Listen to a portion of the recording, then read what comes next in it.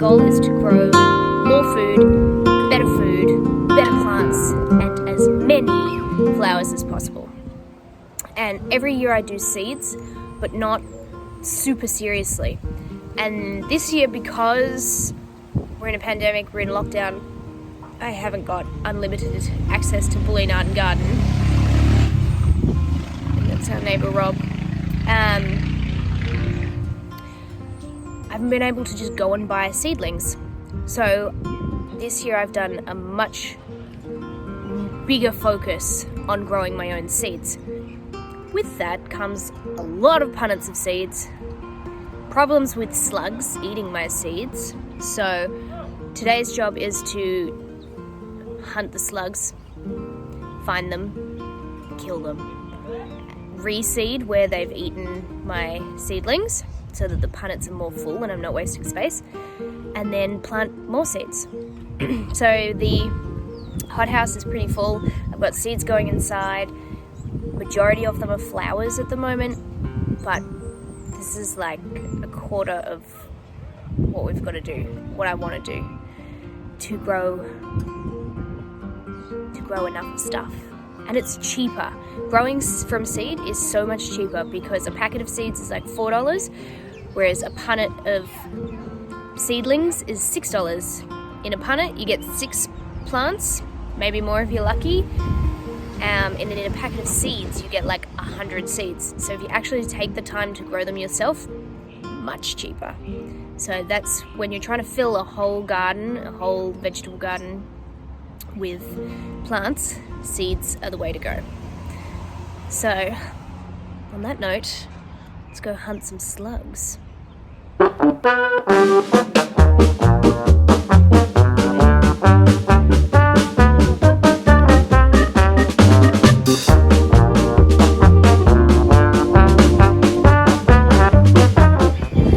Inspecting for slugs, trying to clean them out.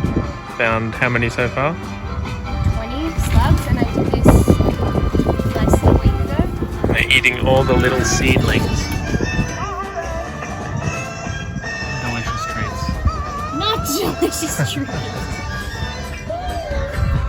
And there's these slugs over here. And they're up on their nap.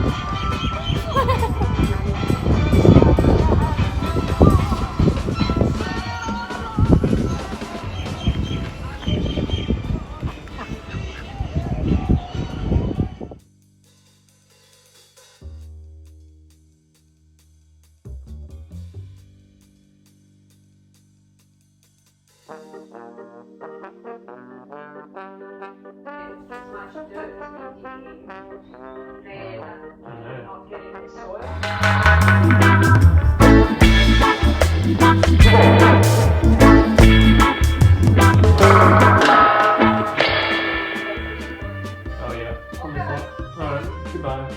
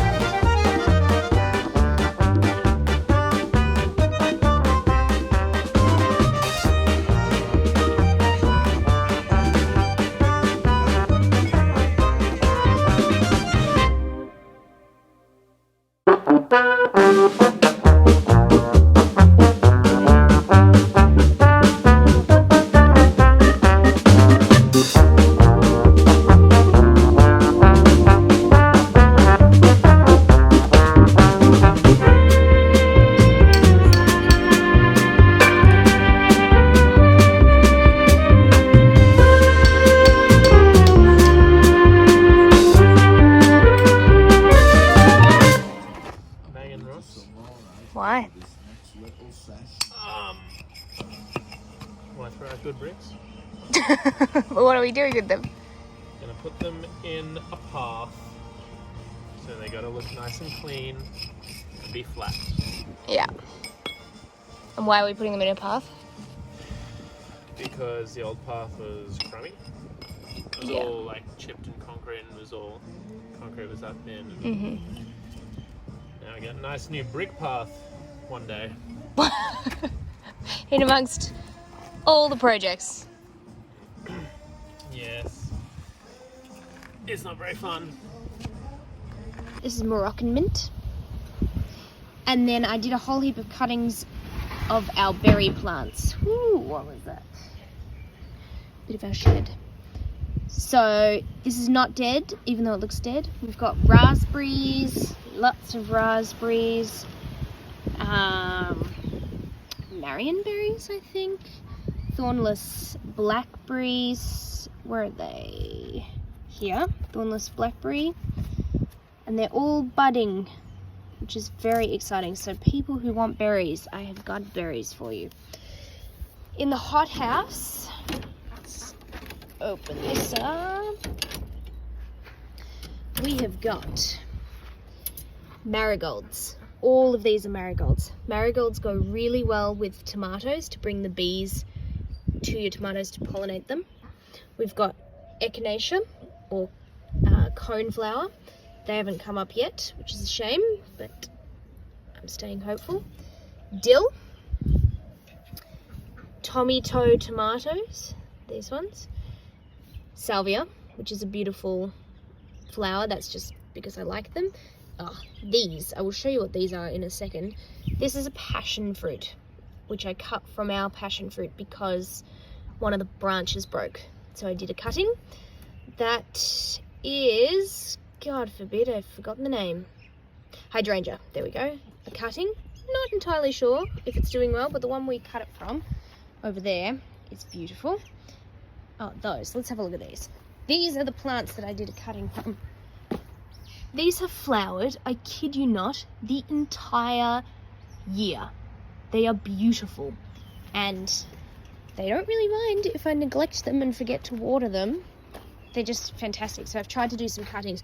They don't look super happy, but I'm staying hopeful. Then if we go down a shelf, ooh, these are coming on nicely.